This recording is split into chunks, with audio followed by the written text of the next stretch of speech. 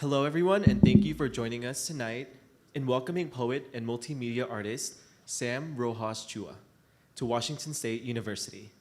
My name is Levi Polycarpio, and I am a visiting writers series intern and currently a fourth-year student studying English.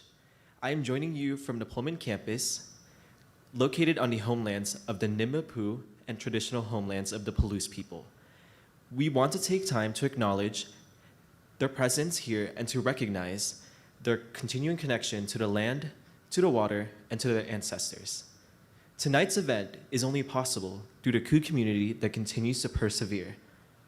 A partnership between the WSU Pullman and Vancouver English departments, WSU's College of Arts and Sciences, Landscapes, Native American programs, WSU's Vancouver's Council on Equity, Diversity, and Inclusion, the Jordan Schnitzer Museum of Art, Academic Outreach of Innovation, ASWSU, and WSU's Common Reading Program. I did mention that this is the Jordan Schnitzer Museum, and please, after the event, take a look around the gallery to see what the museum has to offer. I'd also wanted to take time to thank our Visiting Writer Series directors, Cameron McGill, Julia Ankney, and Chelsea Ratzliff. Thank you all for making time to be with us. Our common reading book this year is Robin Wall Kimmerer's Braiding Sweetgrass, which reflects upon modern-day botany as well as environmentalism through the perspective of indigenous peoples of North America. Kimmerer offers a perspective of how we can face the status of our environment and what challenges stem from that. We are excited to have Ms. Kimmerer join us for a virtual reading on January 31st. I would now like to welcome my fellow VWS intern, Maya Alger, to introduce Sam Roxas-Chua. Off to Maya. Go ahead. Thank you, Levi. Welcome, everyone, and thank you all for being here tonight, either in person or virtually. My name is Maya Alger, and I am an intern for the WSU Visiting Writers Series. Tonight at WSU, we have the opportunity to experience the work of Sam Roxas-Chua, a brilliant author and multimedia artist. Traditionally, the work of our visiting writers connects to our current common reading book. This year's selection is Braiding Sweetgrass by Robin Wall Kimmerer. Roxas-Chua's work speaks to the importance of preserving and excavating cultural heritage as well as our personal connections to family and history. Poet Tayimba Jess refers to Roxas-Chua's poetry as surreal, yet rooted in palpable color and history, and claims it transcends oceans, blends geographies, and bleeds a multi-tongued heritage for us to better understand ourselves. Sam Roxas-Chua is a transracial, transcultural adopted person. He is the author of Saying Your Name 3 Times Underwater, Echolalia in Script, Fawn Language, and the podcast Dear Someone Somewhere, an audio journal project. His open-form calligraphy, artworks, and writings have appeared in various journals and galleries. Sam is a poet in the periphery, a multimedia artist, field recordist, and an amateur radio operator. He's read for the Penn International, city government events, and is currently an artist in residence at the Portland Chinatown Museum.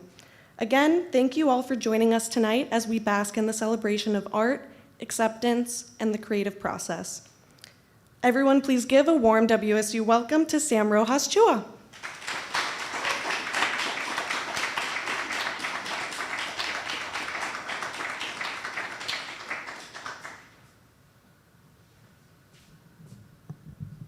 Thank you, Levi and Maya.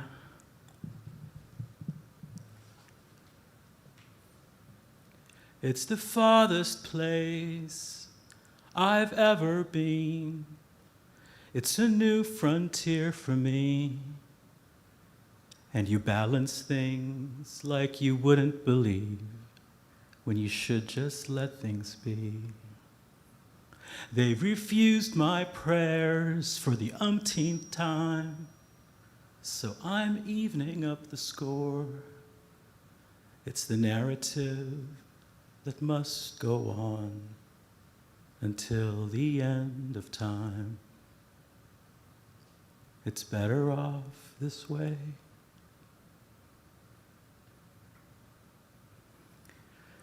I'd like to thank the creative writing program here. You guys have been so welcoming, it's insane. If you go on my Facebook or any of the social media stuff, I posted a photo of when I arrived last night of a beautiful view with my lamp, my traveling lamp, and my poetry, trying to figure out what I would like to read for you. Yeah? Is the mic, am I too close to the mic? Do I need to, okay? Because I'm hearing feedback. I think it's all right. Okay. So thank you to Linda Russo for letting me attend her class. Where's Linda? Thank you so much.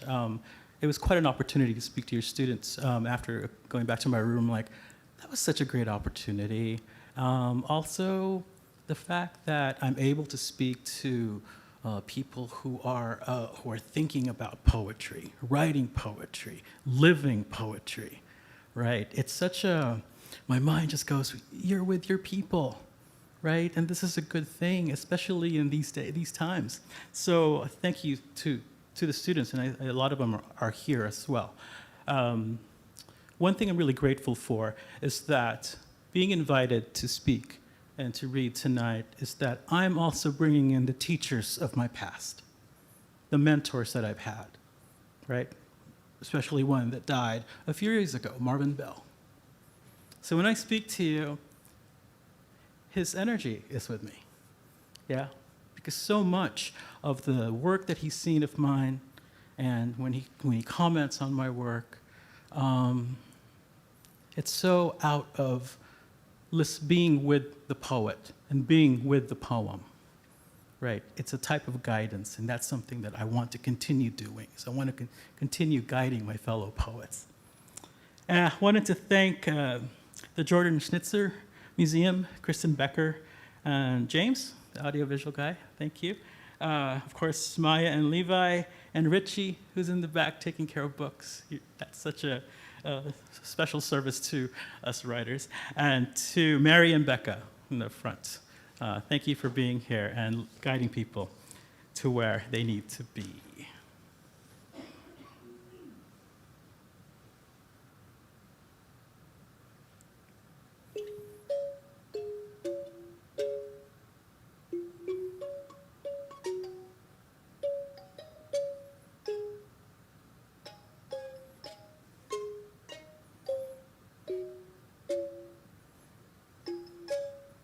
If I had known,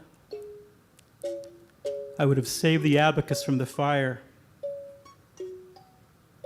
I would have hidden in the swannery until morning. If I had known there was a zealot carving his name into your blood clot, I would have stayed on the phone much longer. I would have listened to you sing the Mei Hua, Mei Hua song.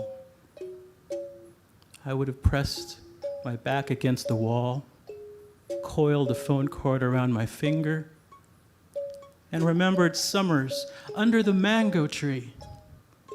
Summers where you taught me how to peel a fruit with my tongue.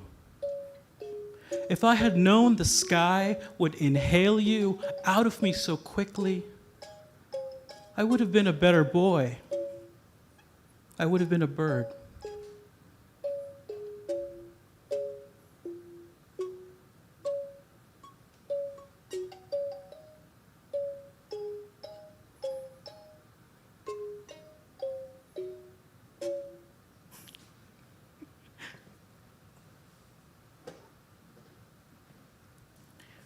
I grew up in the Philippines till I was about 10 years old. And in 1985, that's when my family moved to America. When I was 12, I found out that I was adopted. A cousin asked me, "Hey, Sam, are you interested in meeting your real parents?"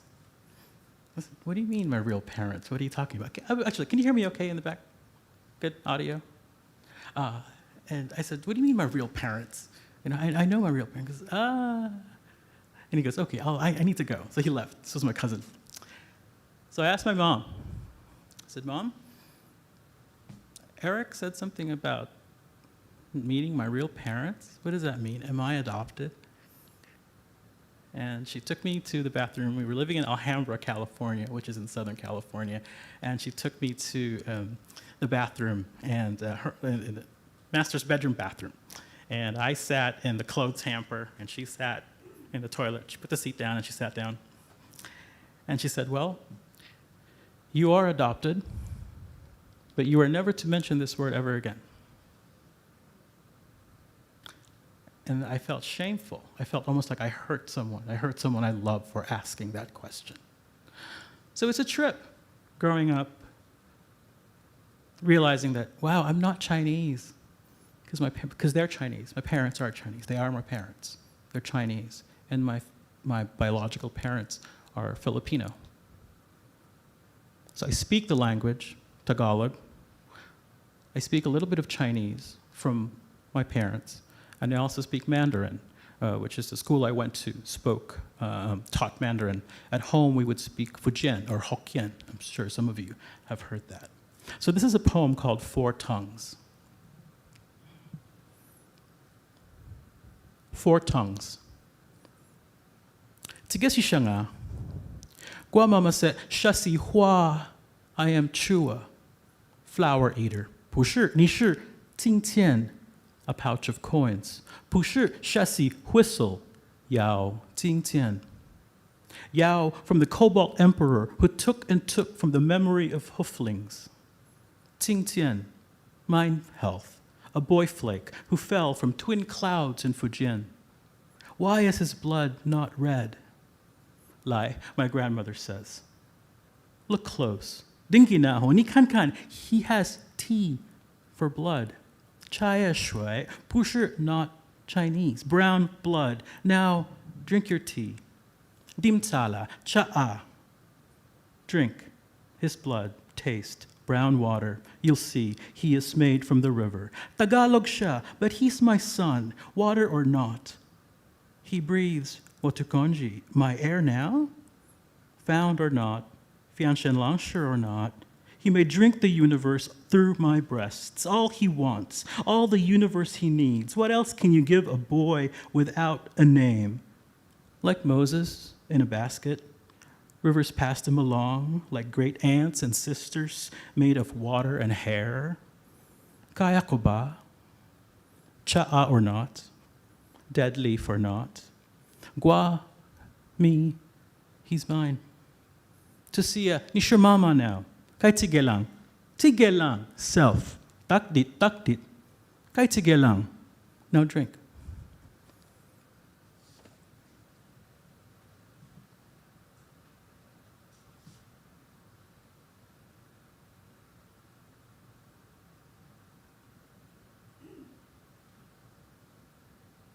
To remember to look at the TV because everything gets all tiny when it's on the computer.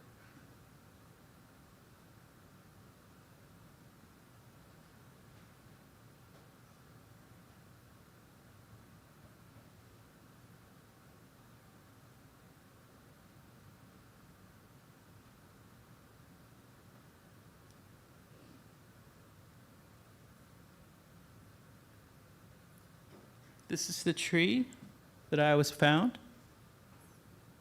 In 2012, I went back to the Philippines and actually touched this tree.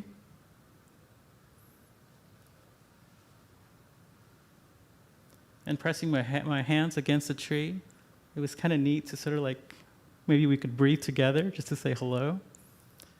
I often make this joke that when they found me as a baby, I had a lot of worms in my stomach, and I was really malnourished. So I made this joke that the birds fed me. Because that's what birds do, right? They feed worms. They feed worms to their babies. So about 4 years ago, I was going through my mom's stuff. This is my adoptive mom. She died in 2005. And I found a receipt for how much I was purchased.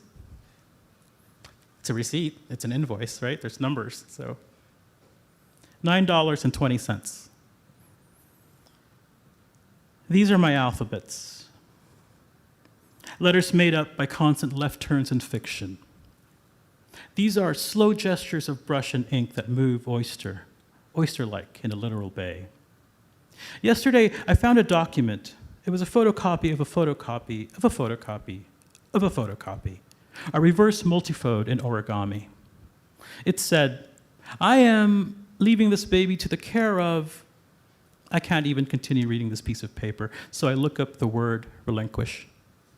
and I can't pick which definition applies.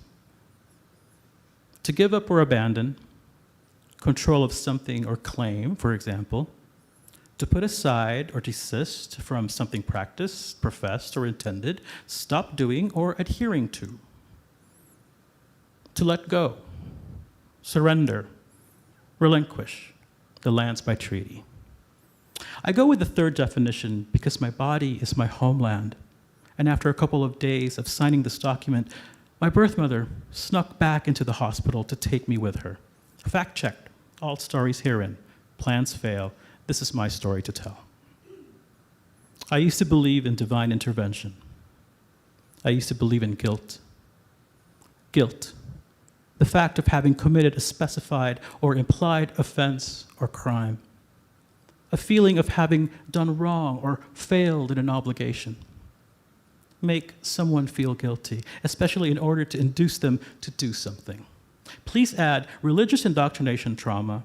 If you don't love me back, I will lock you in a basement and set you on fire forever. Dear God, I love you? Hide and seek. Age, 19. Single. Religion, Roman Catholic. Hilarda. I researched the name. No historical significance. Closest search, the Galata monkey, sometimes called the bleeding heart monkey. My heart disappears when I sleep for 45 seconds. It's a rare occurrence, often affects children born on Valentine's Day. Insert my happy birthday song. Here, best to whistle it. The heart is a scribe. Its ink is red. My blood is a long red fish. This is an authorization to the authorities and is given voluntarily upon my free will without intimidation. A boy found in the crotch of a tree, request image of tree for further inquiry. A boy naked found, early morning a foundling, extremities intact, a baby of God, motherless, fatherless, a buoyant thing. 2012, I found my birth mother. We met in my hotel room. I asked why she took me from the hospital, only to leave me again. Nataranta ako. Hindi ko alam, sabi nila yung kulay ng balat mo hindi daw umiiba. Hindi ka daw mabubuhay ng matagal. Look it up if you're reading this. Google Translate, translategoogle.com, or get to know someone who speaks Tagalog and listen. Better option. It's all just words. Your body wasn't turning the color of baby. I heard the nurses say you weren't going to live long. Your body will turn into paper. Paper. Origami. The Japanese art of folding paper into decorative shapes and figures. At night, I fold into odd figures. My feet turn into fins. When I sleep, I dream I am a prize. How are we doing? All right? Talking about adoption is heavy, right? So, but I've somehow found a way to just talk about it without any filter, as much as you can.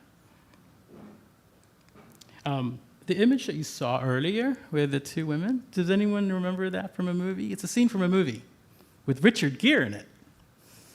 Nope. It's a movie called Rhapsody in August.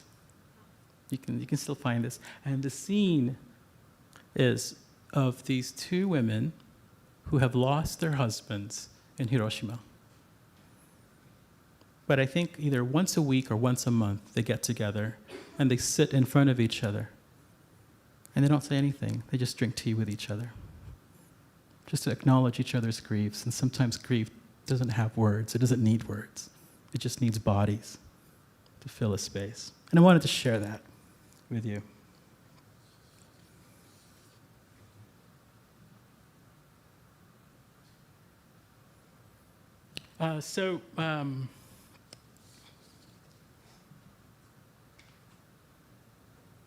Asemic. So, asemic writing, who's heard of it? Aside from Linda's class. But, yeah? How was that exercise today, by any chance? we had a little exercise at Linda's class, and how I invited the students to use asemic writing, which is a open form writing. Really, that's what it is. And I've been using the term open form writing rather than asemic, because I feel that asemic has become sort of like a buzzword, like, oh, cool, you write asemic, you know. But really, it's just open form writing or an elevated doodling. But this time, you do it with intent. So what I did with the students this morning is, I hope it's okay that I share, is that I told them about my process in writing. So when I write a poem, and you know how sometimes a poem can get a little bit too heavy where you can't carry what the poem's doing, and you kind of just, okay, I'm gonna take a break from the poem. You're gonna go for a walk, whatever, have a conversation with a friend. With me, I grab paper. I look for material. And I use what I know of calligraphy into the paper. And by using this open form script, which I will demonstrate for you, after I do this open form script, I study what I wrote. And most of the time, an image comes out, which ends up in a poem that I'm working on. Yeah? So I'm going to give you a quick sample of asemic writing.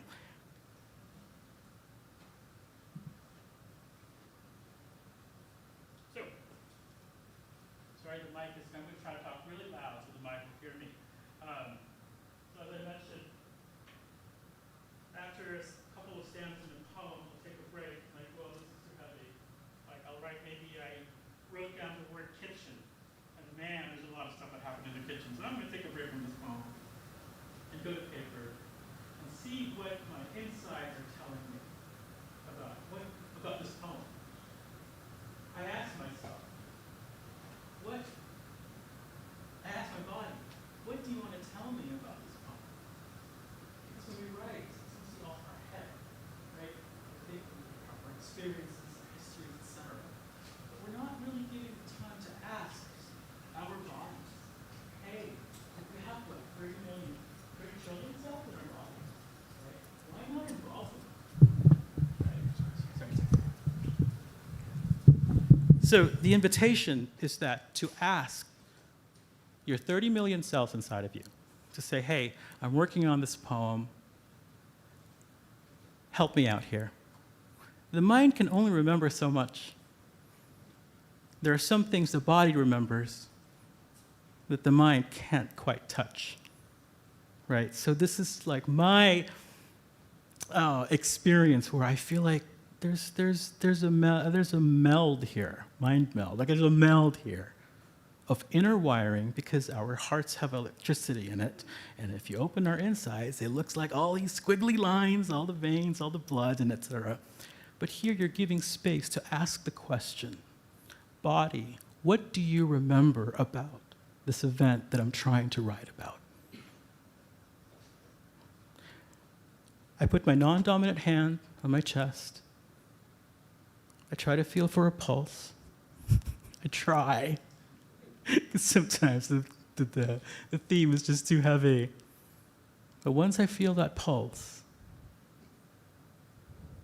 and I invite you to do this too on your own, just ask yourself, ask your body, what do you want me to know?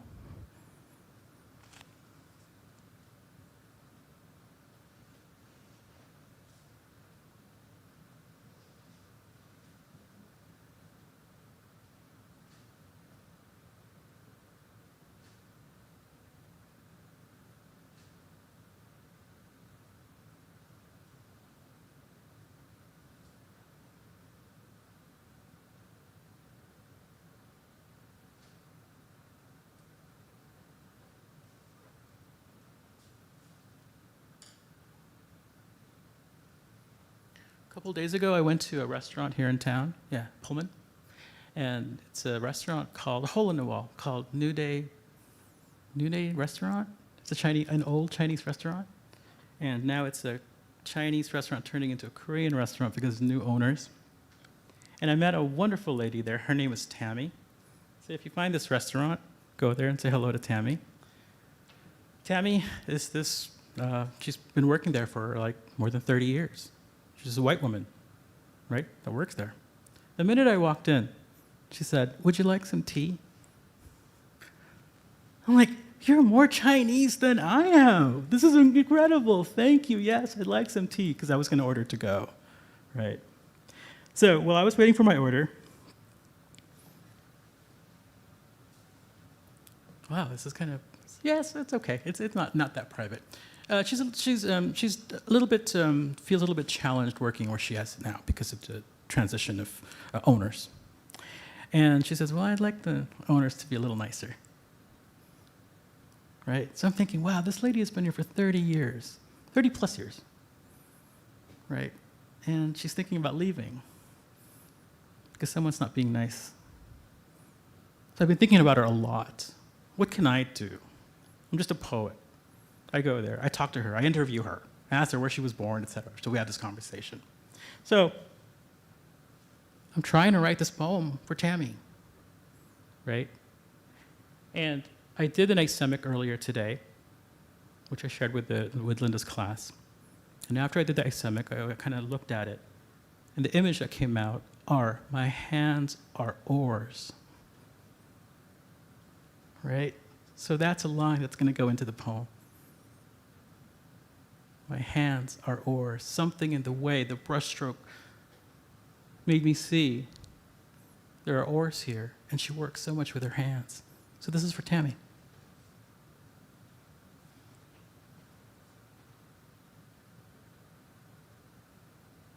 Just putting a seal on it just to close it. So that's a sample of asemic writing. It's nonsensical. There's no language behind it, right? It's just loops, but intention is there. I'm asking my body, what do I need to know in writing this poem for Tammy?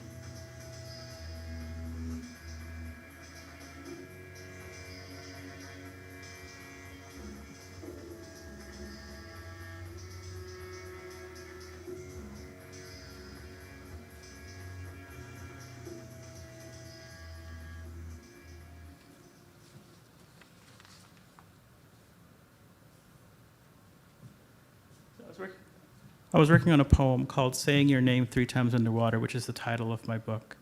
And I took a break from that, writing that poem, and created this. And the image that came from just sort of like studying this skull, this horse's skull with the asemic, is soft male stallions. So that got into the poem. Saying your name 3 times underwater. Pain and the seahorse. Its babies transferred from a blossom of coral filly to soft male stallions that push small tides through their chests, small quakes of horses. I want to sing in that chorus. When I came home that December night, the night of fern supplication and dimmed stars, it was cold. My hands were inside my father's long coat, the cocoon of its pockets, a library. I decided not to speak of Christmas and brooding. I've lost keys to doors that remain locked. I've forgotten the sound that echoed the names of the fatherless, the motherless, the shoeless. When I was 5, I learned to lick my wrists outdoors. I liked enormous things. I liked outside things. I liked my father's boots, his cigars, his hands on my face, his lifelines, the smell of leather from his gloves. If I had his eyes, I would tender these nights and follow the lines on my arm back to his grapefruit, his hollow months of candy. Father, find me saying your name 3 times underwater.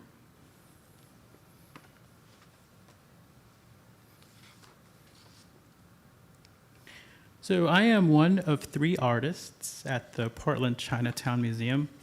It's actually nice to do this reading because I'm also catching up with friends I haven't seen in a long time. And they're like, wow, so I'm going to mention what I've been doing for the past year or so. So I'm one of the 3 artists in the Portland Chinatown Museum. It's a really awesome residency, artist in residence project where they just said, here's the back of the room, have at it. Like all their artifacts, everything, right? Interpret them in your own way as a visual artist, as a poet. The only, not the caveat, but the work is you present this to the community of what it's done to you, right? And so I was looking at, the first thing I looked at was this little artifact. It was like a broken piece of beautiful, beautiful teacup. And I thought to myself, I can't just look at this broken piece as an object. I have to look at it as a subject. Like, who owned this beautiful piece of, this beautiful teacup?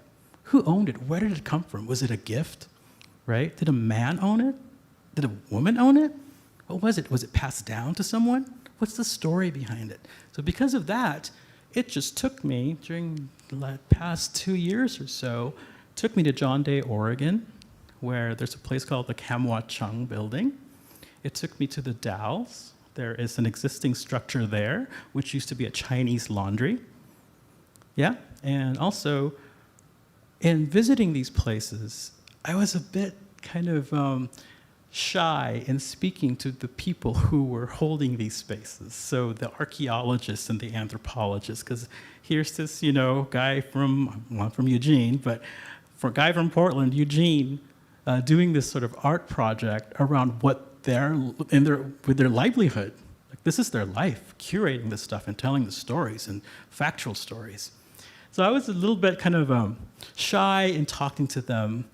So my first day, I went to the Dalles, and I met with Jackie Chung and Eric Gleason. And I was really oh, I don't speak science language. I speak poetry language, and most of the time people don't understand that. So, but I'm just going to let them know what I'm doing here. So Jackie, one of the anthropologists, asked me, well, what are you doing here? What are you going to do for your project? I said, tell you what, I want to know what this building is about by touching the wall, the outside wall of this building. Because touching a wall to a building is like touching someone's face. And going inside a space, going inside an empty space where there was all this work there was all these laundry being done there, I want to record the sound that's still reverberating from those walls. That's when she understood it. Another element of understanding history.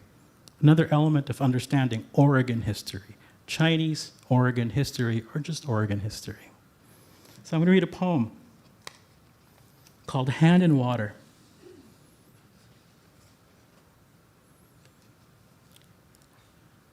Real quick. I was given, when you enter the space of what's called the Wing Hong Hai building, which is an old Chinese laundry in the Dalles, there's like the awning, I think is what's it called, when you enter a building. So were these remnants, these remnants from the wood remnants, and I took those home with me, and I decided to burn them. And in burning them, I get the soot, right? The charcoal. And I decided to make inks out of them, insert them in my inks. And so I did exactly the same thing when I visited the Kam-Wha-Chung during an archaeological week that they had there. I was part of that. I did a talk. and they were all giving me all this excavated charcoal that they were finding from the ground. And so I have like a big bag of excavated charcoal, and I made ink out of it to create asemic, to explain, to help me explain through poetry, through writing.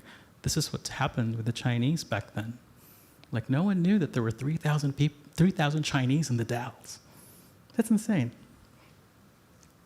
Hand in water. We become the remnants for once illuminated vessels from Guangdong, you and I. We become the faces shining against the clear glaze of unsigned bowls. We become the trace of lifted fingertips at the bottom of a ceramic pipe that once carried evening stories about days without family, days of steam and skin in hand-washed laundry. We become the reflection of medicine bottles that once heard the screaming from toothache, childbirth, burn, and reflux. We become the container for salves, for muscle, colds, and bullet wounds. I wasn't kidding when I said if I had a superpower, I'd make all unfound artifacts push their way out of layers of silt and rock and sand to illuminate the foundations of a city, to say, here we endured oppression too. Because to place a hand on the side of a building is to say, I am touching a face. And when I enter its rooms, I am holding someone's heart. This is the invisible archaeology. To hold a remnant to light is to say, you survived. You, like the relic of a stick on a wall that once held thin sheets of calendar paper printed in green and red ink. Thank you for hanging on. Thank you for the dent on the wood floor where we used our boots to measure the weight of your culture and its alphabets. The Dalles, da, means big. Le means lai le, I'm here. It's big out here. Tell me, kaka, are our shoe soles thick enough to live in Da Le, Northwest State, distant land cousins? Mei Guo. Mei sounds like little sister. Guo sounds like mouth. Mouth sounds like Morse code. Outside, it is sunset, the hour of all of us as one color. Our hands dipped in one green ocean of water.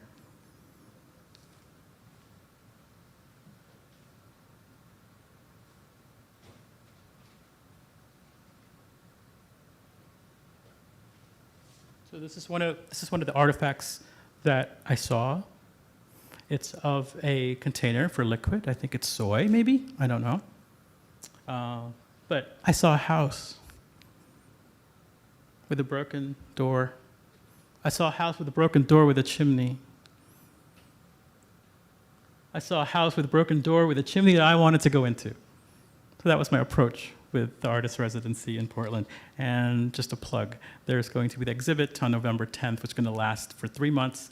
And I invite all of you, when you have some time during the holidays, to go and visit the Portland Chinatown Museum.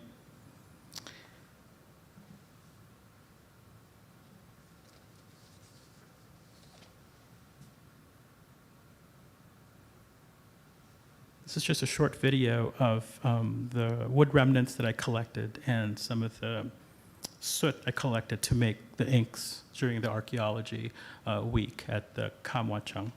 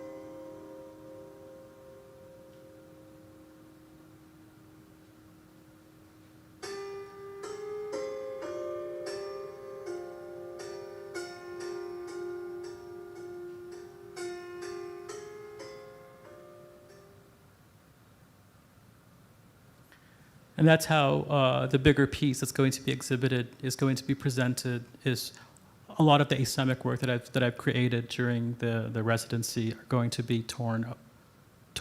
I want them to be presented that way because I wanted it to highlight the artifacts, of the importance of artifacts, not so much art, right? So just wanted to share that with you. Just looking at time, we're done at 6, is that right?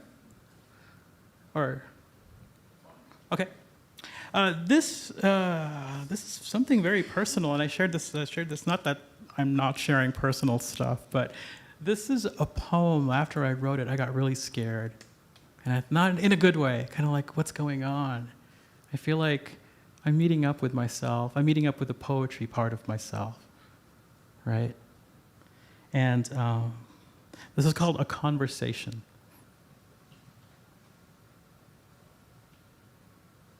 This is just a sample of, so the ink that I created, that's one of the pieces that I used to create asemic writing with.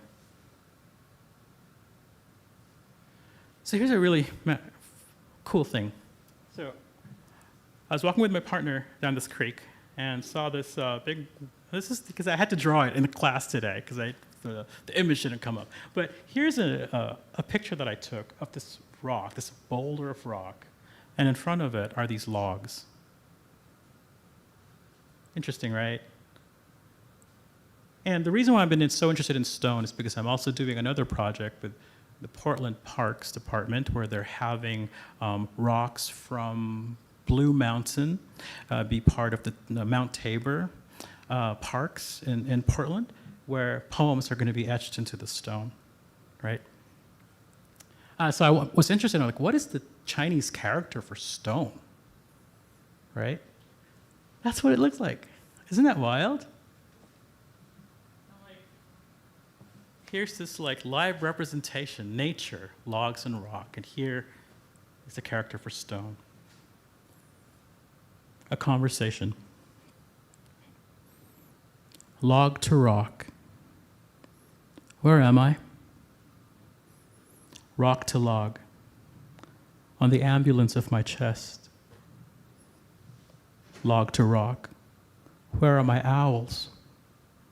Rock to log, safe in the aperture of other branches. Log to rock, how long will I stay here? Rock to log, until you turn into paper. Log to rock, am I clothed? Rock to log, my moss will cover you. Log to rock, I was a tall tree. Rock to log, I know you've clothed me. Log to rock, the creek sounds different from down here. Rock to log, we all sing the same song. Log to rock, will you sing to me? Rock to log, come to me, come to me. Log to rock, does the creek have a name? Rock to log, stay. Log to rock, do I have a soul? Rock to log, no, you have memory. Log to rock, what is your name? Rock to log, descendant. Log to rock, do you know my father's? Rock to log, yes, and your mother's too. Log to rock, where are they? Rock to log, pieces of them are under you. Log to rock, I'm worried about my owls. Rock to log, my song will reach them. Log to rock, how old are you? Rock to log, before the fiction of gods, before the breath and feathers. Log to rock, is this my death? Rock to log, it's a type of death. Log to rock, What is death? Rock to log. Holding on. Log to rock. I feel a splitting inside me. Rock to log. It is air passing through you. Log to rock.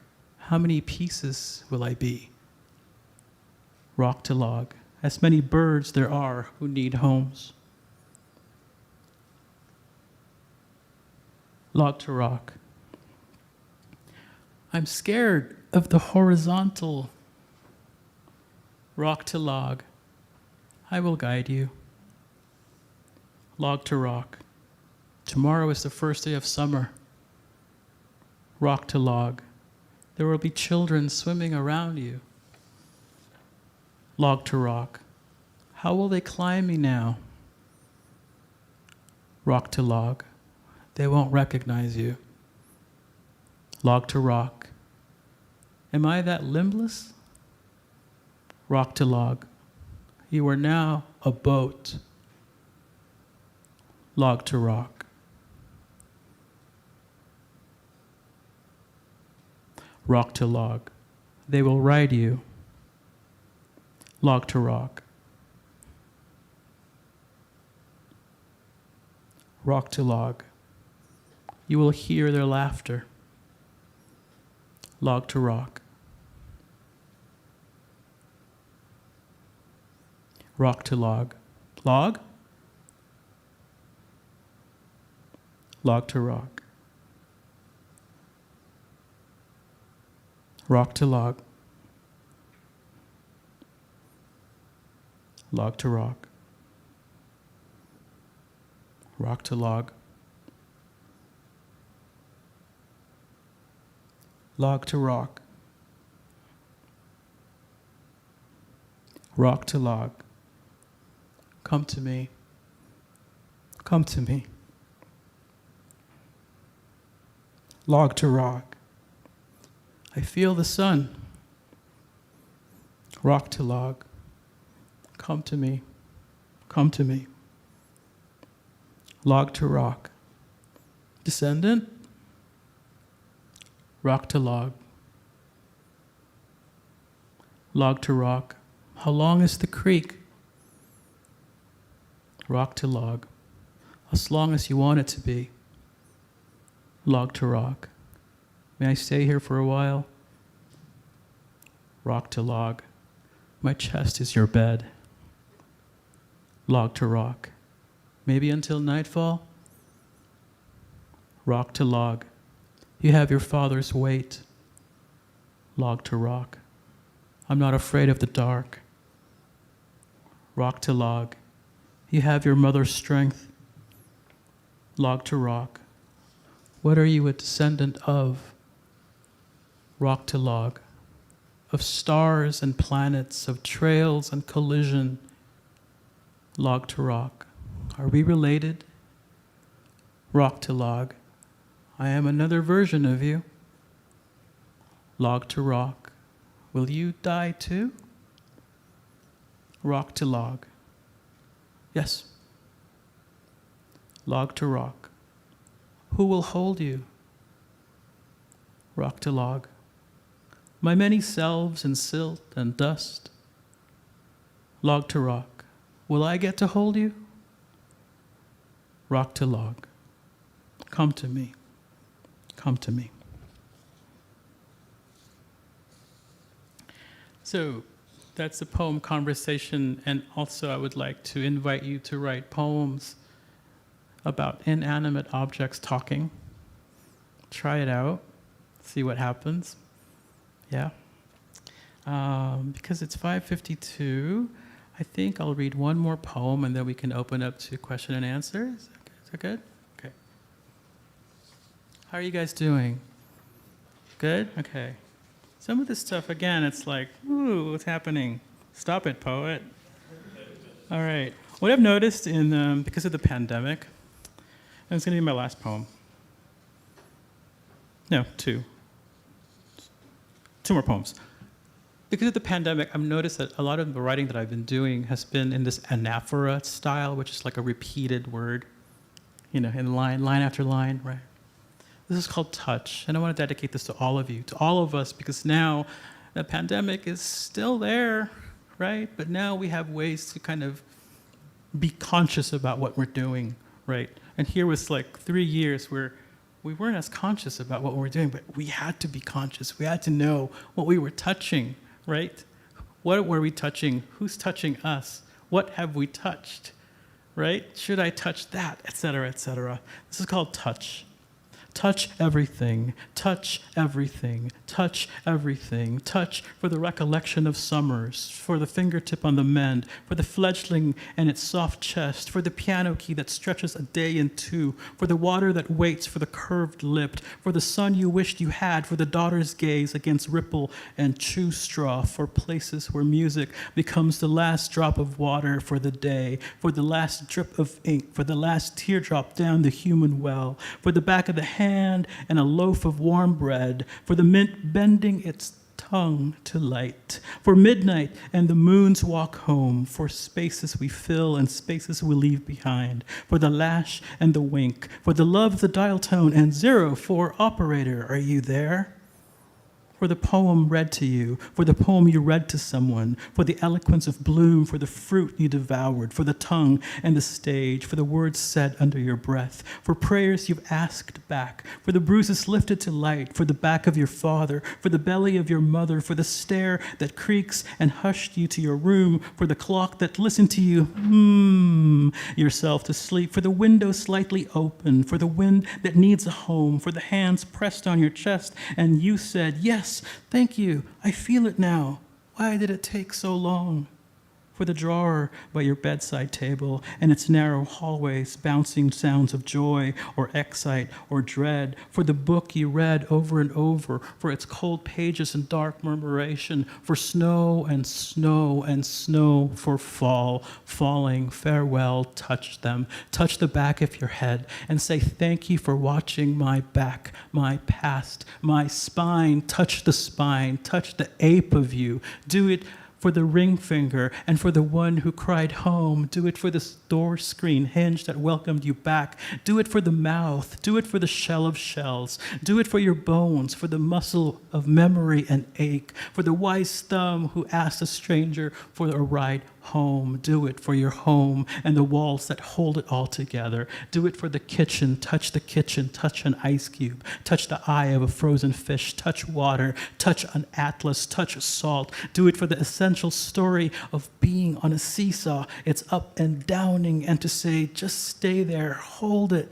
balance us out. Don't move, just touch everything in midair. Touch the forehead, the temple, the suture, the skull, the map, to places that circle where you and I enter. Touch the end, touch the elbow, touch the side of my face and press it to glass. Press my face to glass and stab the bird of me, the flit of me, the stem and rose of me. Do it for the thorn, the communion, and the hush. Touch and touch and touch this and touch that and there, and please don't ever stop touching. And I will leave it there. Thank you so much for staying with these poems and listening and just being open to my work. Yeah, thank you. Hi,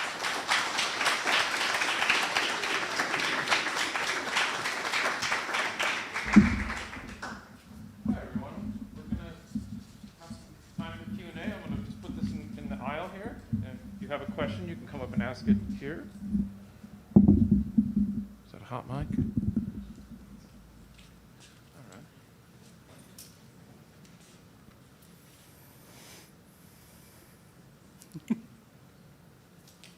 I will also check from some questions that we may receive from the YouTube live stream. Sure, sure.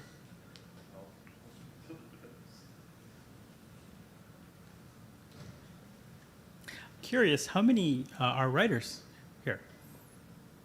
Wow, okay, cool, thank you. Yeah.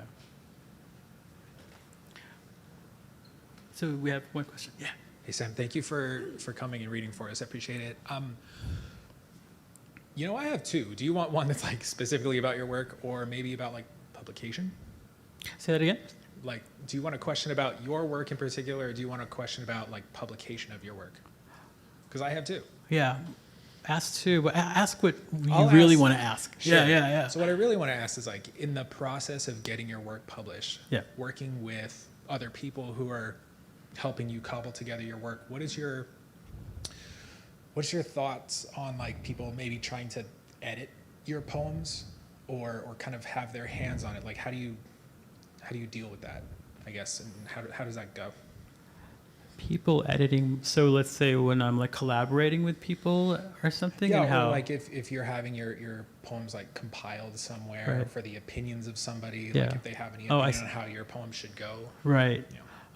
I will listen to it because it's always nice to get someone else's thoughts on a poem, right? Especially like for me, I speak 3 languages, so sometimes I'm like, oh, I'm sorry, I didn't mean to write that in non-English, but yeah, that's you need the English word for that word. It helps me because it helps me clarify what I'm trying to communicate, right? Because in poetry, it's all about communicating what we need to, what wants to be communicated. So I'll look at their suggestions, but chances are I'm always open for suggestions. And for me, in my writing, as I mentioned earlier, I do a lot of like ephemeral. Maybe I didn't mention that. Maybe I mentioned that in the class, but I do a lot of ephemeral art. So ephemeral art and ephemeral writing, meaning I just give it away or bury it, right? Where it's not mine anymore. I've said it, it's not mine anymore. So sure, sometimes I'll just take the edits because that's how, let's say the editor wants to communicate your poem to their readers or to that journal. So I'm okay with people wanting to edit my work. Okay. Yeah, Cool. just leave my name on it. Don't put someone else's name on it. All right, Yeah. fair. Thank you. And then if it's great, just me, cool. So I noticed that you reference like paper and birds a lot. When you constantly bring those up in multiple poems, do they mean similar things for you, or is it all contextual? You know, like do you have like a running theme across all of your poems where you bring up paper and it means this one thing always, or does it mean whatever it needs to mean at the moment, I guess? Yeah, I'm very as is. So whatever, I don't really think about themes until it shows itself. Right. There's this great revision tool, and I'm sure some of you have heard of it, where if you've already written your poem and you're revising it, it's good to look at to start from the bottom and go up, because usually when we write, things become clearer as it ends. So take the ending and put it on top and see what it looks like. I don't know if that's answering your question, but there's just a way of just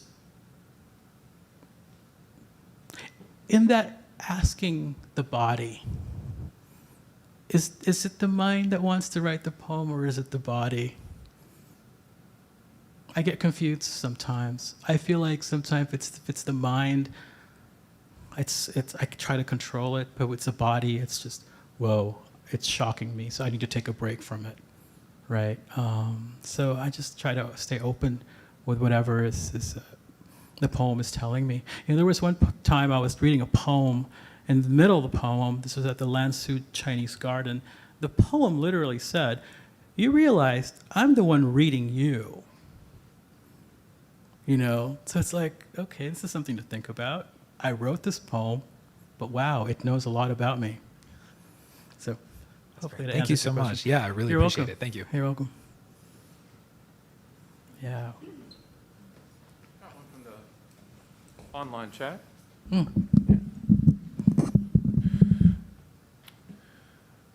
This student asks, when did you decide to learn a second language after you found out that you were adopted? How has that connected you to your ancestors? And the last part is, how has learning multiple languages informed your poetry and writing in new and elusive ways? Sure. Wow. That's a great question. Language. Because I feel like sometimes languages, they're all escaping me completely, right? Like I'm not in the country where I'm supposed to be speaking Tagalog, right? Even though the school I went to taught English, Tagalog, and Mandarin. If you were to ask me, Sam, what is your first language? I wouldn't know what to tell you. You know, I always go to poetry language is my language. It's what I know. It's what I know best. You know, because I didn't stay long enough in a language to learn it. So it's like, it's messy to me, you know. But learning a language, you know, I always tell people, like, it's nice to have a second language, etc. But for those that don't have a second language and you write poetry, that's your second language. Poetry is a second language, so consider that to share with people when people ask you, you know, if you speak another language. Yeah, it's poetry. Claim that. So, yes, it helps me because I think in those languages, and it helps me think about the words.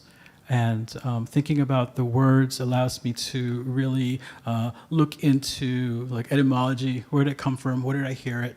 And does it sound right on paper? Especially, does it sound right when you read it? I don't know if some of you have that experience. When you read a poem, it's, you know, when you write it, it seems just, okay, it's finished. But when you read it, it's like, there's something's up here. That's why, another invitation, guys, record your poems after you read it. After you write it, rather. Record it and listen to it. And chances are the places where you kind of hiccup a little bit, that's like something to open. So I'm answering a question. I'm also like, I think it's the teacher in me that wants to do that. So, yeah. Any other questions? Another one from the chat? If that's all right. Working on all the devices here.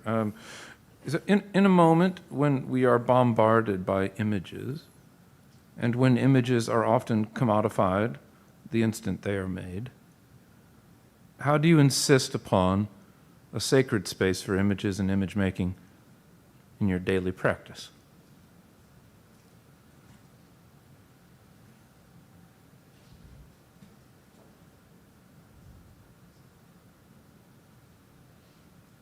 You invite the bombardment.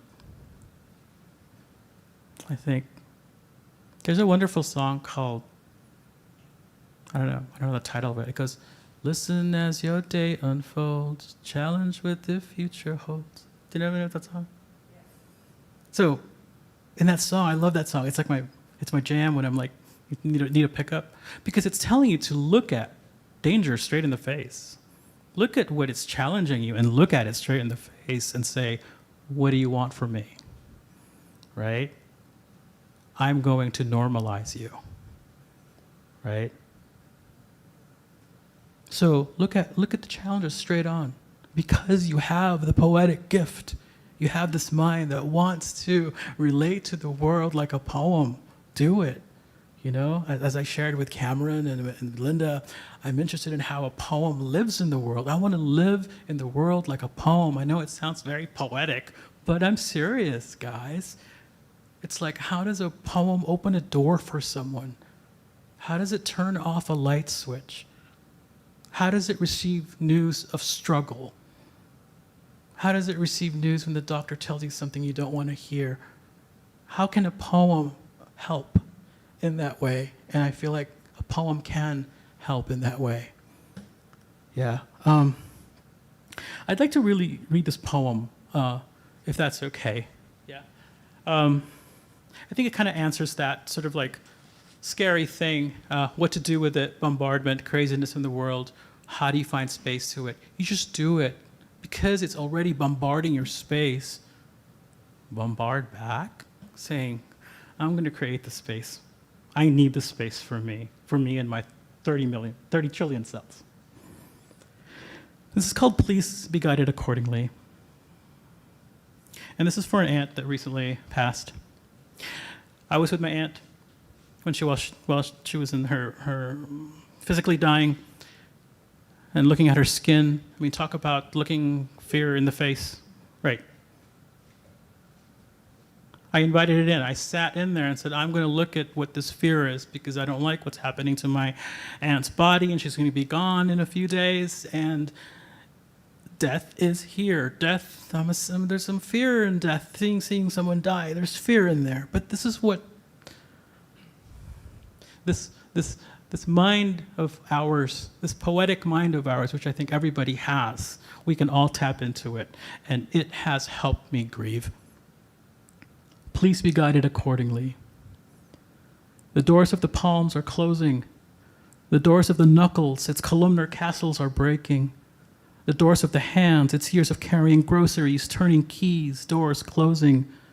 The doors of the wrists are closing. The kitchen pantry is closing. Bread minus the knead. The bones of the forearms hang like boat oars. The doors of the elbow are closing. The shoulders, its twin lookouts, closing. The valley of the chest is a cabinet closing. The breastplates are breaking. A flood is coming. The doors of the feet are closing.